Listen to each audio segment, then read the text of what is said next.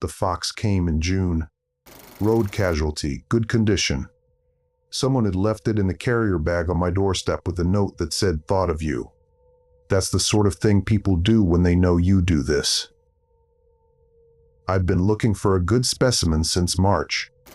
There's a national competition in November, Telford, every year, and I placed 4th the year before with a mounted stoat. The judge's feedback said technically clean, lacked expression in the face. I thought about that note for 6 months. I knew what I was going to do differently. The fox would have been the piece that answered it. I did the skinning on a Saturday afternoon. Sarah was at her sister's. The garage was 31 degrees and I had the side door open and a fan running, and it didn't help. There's a smell to summer work you don't get in winter. Everything moves faster. You have to work quickly or you lose the piece. I found the second skeleton at 4:15. It was inside the body cavity. Not tangled in the organs, nested between them the way something is when it has been placed. Articulated correctly. Every bone in the right place. Scaled down by exactly half. A fox inside the fox, patient and complete. I knew what it was. I'd seen it twice before. The first time was 8 years ago. My dad had been dead 11 months and I'd finally gotten to the last box from his garage. I'm not proud of how long it took. There were reasons. The kit was in a wooden crate at the back. His handwriting on the labels. The borax in the original tin. Glass eyes sorted by species in small drawers in a system that made sense to someone I'd never managed to properly know. I sat with the crate for an hour before I opened it. I didn't know he did taxidermy. He was a self-contained man, and I was a self-contained man, and we hadn't spoken in 2 years before he died. He'd been ill for 8 months of those 2 years, and I knew, and I didn't go. Then he died, and I drove up the M6 after the fact, and I've been explaining it to myself ever since. I told people we weren't close. That was true. It wasn't the whole truth. The kit was just tools. Wire and glass eyes and borax and a hide flesher I didn't know the name for yet. His hands had touched all of it. I didn't throw it away. I taught myself online. The rabbit was my 4th piece. I found the second skeleton inside it and didn't know what it was. I thought it was a developmental anomaly, a twin absorbed in the womb, something I'd read about once. I binned the whole thing and took a month off. My fingertips felt strange for a few weeks afterward. Tight. Slightly waxy, like the skin was considering something. I put it down to the chemicals. My dad had been dead less than a year. The second time was a crow 3 years ago. I recognized it the moment I saw it. Same construction. Same scale. I burned the crow and the secondary skeleton in the garden at 2 in the morning. Sarah watched from the bedroom window and didn't come down. In the morning, I told her it was a moth problem. Something had gotten into a piece. I'd had to destroy it. She looked at me for a while and let it go. The transformation had reached my wrist before I burned the crow. After the burning, it went back.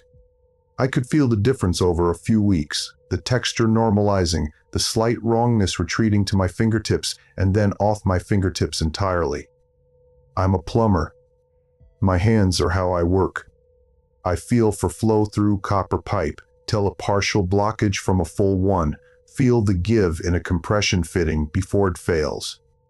This is not special. It's just a tension developed over years of needing it. But it meant I noticed the change early, and it meant I couldn't pretend I hadn't. I told myself after the crow that it was done. That I'd found the pattern and broken it, and it was done. 3 more years went by, and I almost believed it. It's not dramatic. There's no visible change, not at first. What changes is the texture. The skin from the hands inward becomes something slightly other. Not dead, that's the wrong word. Prepared. Like the skin has been treated. Made ready for something. I eat lunch at the same time every day when I'm on a job. 12:30, without fail. Sandwiches usually, or a pasty from whatever's nearest. On the Coventry job, I ate in the van for a week straight because the weather was wrong for sitting outside. My hands on the sandwich wrapper. My hands on the steering wheel. Checking, without meaning to. After I found the fox skeleton, I ate less. I noticed that. I'd come in from the garage and Sarah would have left something covered on the hob, and I'd stand in the kitchen and then go back to the garage without eating it. She mentioned it once. I told her I'd eaten earlier. I hadn't. The transformation, when it arrived this third time, started in the fingertips the same as before. By July, it had reached my palms. July was hot. I kept working. 2 bathrooms to repipe. The Coventry boiler, a call-out in Leamington that turned into 8 hours on a burst that shouldn't have burst. I came home tired and ate what was in the fridge and went out to the garage.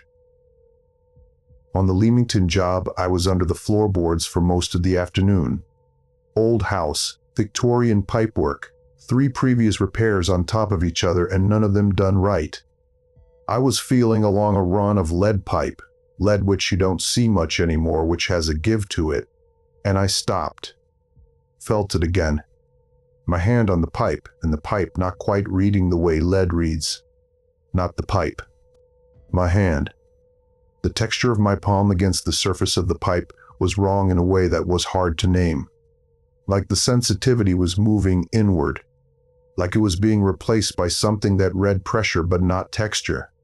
I lay under that floor for a while. Then I got on with the job. I didn't tell the customer it took longer than it should have.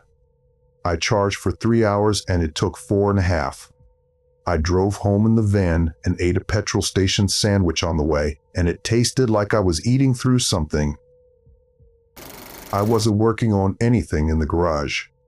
I was just in there, sitting with the bench, checking my hands in the strip light. Sarah noticed before I gave her anything to notice, which has always been the dynamic. She said, "Your hands."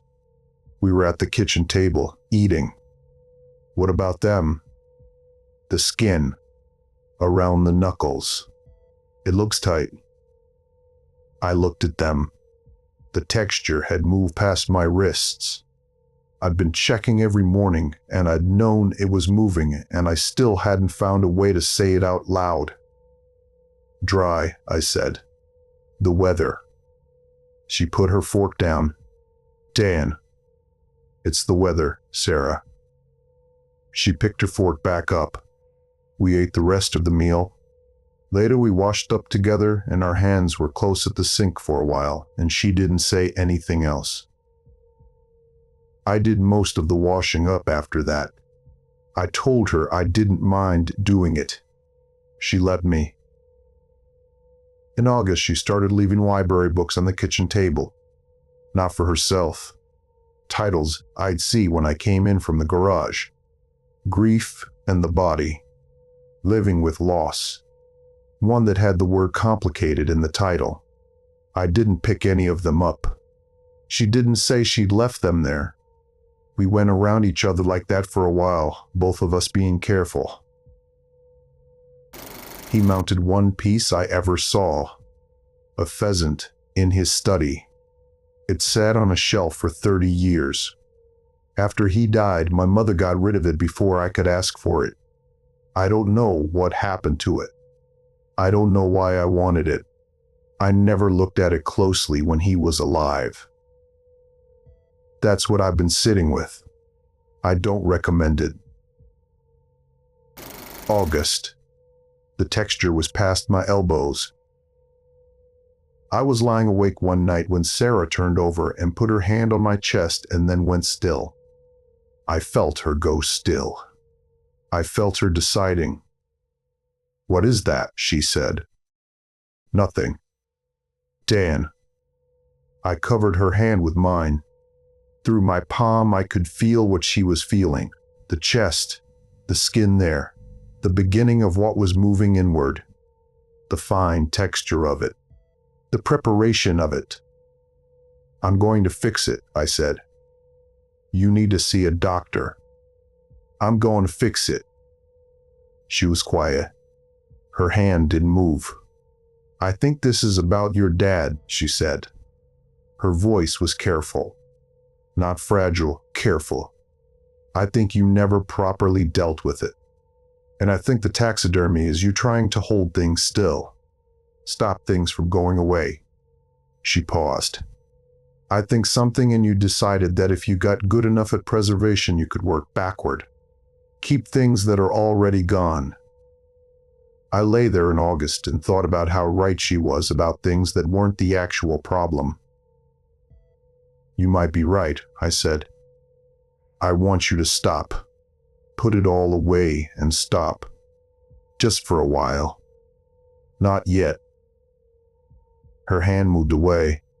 We lay in the dark with the window open and the heat sitting on us, and I kept my breathing even and measured so she wouldn't know I wasn't sleeping. She didn't sleep either. I could tell. We lay there until it was almost 5 and the lights started, and then Sarah got up and went downstairs and made tea, and I heard her moving around the kitchen, and I stayed where I was. September. I kept the secondary skeleton in a sealed container in the garage since June. I'd been thinking about the burning, what exactly I'd burned with the crow, whether I'd burned everything I needed to. I opened the container on a Tuesday evening while Sarah was at her book group. The secondary skeleton was unchanged. Patient. Complete. Half-scale and articulated and waiting. I looked at it for a long time. I thought about patience. About what it looks like when something isn't waiting anxiously but just waiting, the way a set component waits in a compression fitting, neither eager nor reluctant, just present until the moment it's needed. My father had this kit for years. I don't know what he found. I don't know how far it got with him. He died of a cardiac event at 61, and the 2 years before that, we didn't speak, and the 8 months he was ill, I knew, and I didn't go, and I've explained this to myself in many ways, and none of them fully account for it. He was 61. I'm 38.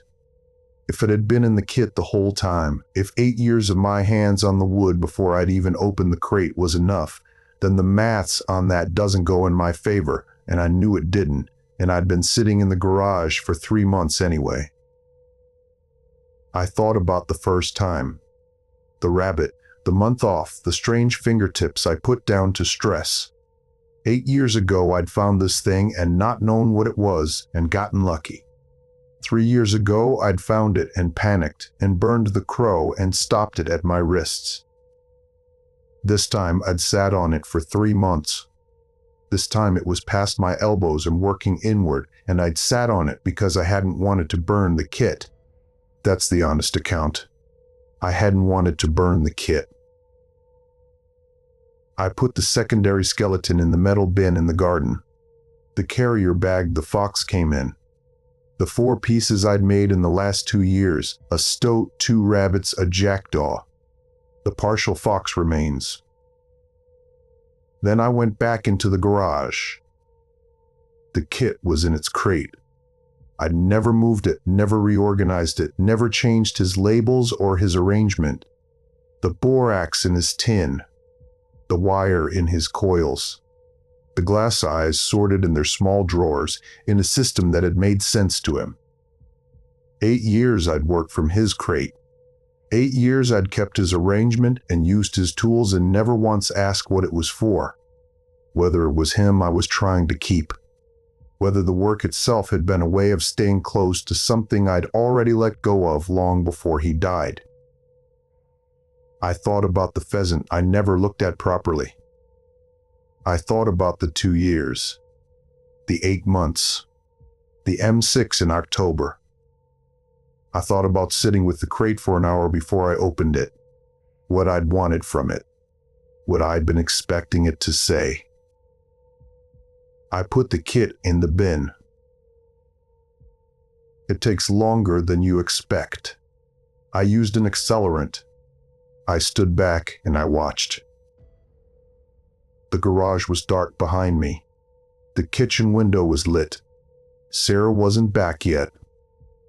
I watched until there was nothing left to watch. The crate. The small drawers. The labels. The tin. The secondary skeleton. The stoat, the rabbits, the jackdaw, the fox. All of it. Then I held my hands out in the light from the kitchen window. I pressed my thumb into the pad of my index finger. I felt the texture. I moved to the next finger and the next. Pressed into the palm. The wrist. I pushed my sleeves up and pressed the inner forearm, the crook of the elbow, working up and checking the way I check a run of pipe, methodically, without skipping, without hoping. My hands were my hands. I stood there in the garden in September doing that, pressing, checking, the way I feel for movement in a joint, the way I test a seal. The bin was behind me. Sarah's car came down the road and turned into the drive. I heard the engine stop. She got out and saw me standing in the dark with my sleeves rolled up and my arms out. "Dan," she said. "It's done," I said. She stood by the car. Then she crossed the garden and she took both my hands in hers, both of them, and she held them. Not urgently.